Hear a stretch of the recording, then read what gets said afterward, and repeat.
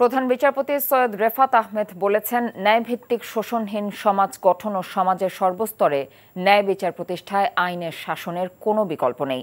সোমবার রাতে বরিশাল জেলা আইনজীবী সমিতির সংবর্ধনা অনুষ্ঠানে তিনি কথা বলেন। প্রধান বিচারপতি বলেন, আইনজীবীদের প্রথম কর্তব্য ন্যায় বিচার প্রতিষ্ঠায় আইনের বিধিবিধানের পূর্ণ সম্মান প্রদর্শন এবং আদালতকে সহযোগিতা করা। তিনি বলেন, বিচার বিভাগের ভাবমূর্তি নষ্ট হয় এমন কর্মকাণ্ডে আইনজীবীদের জড়ানো উচিত নয়।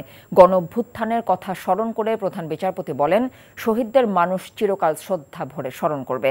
অনুষ্ঠানে বরিশাল জেলা আইনজীবী সমিতির সভাপতি মোহাম্মদ গোলাম কবির সহ অন্যান্যরা উপস্থিত ছিলেন। এর আগে জেলা ও দায়রা জজ সহ অন্যান্য আদালত পরিদর্শন করেন প্রধান বিচারপতি।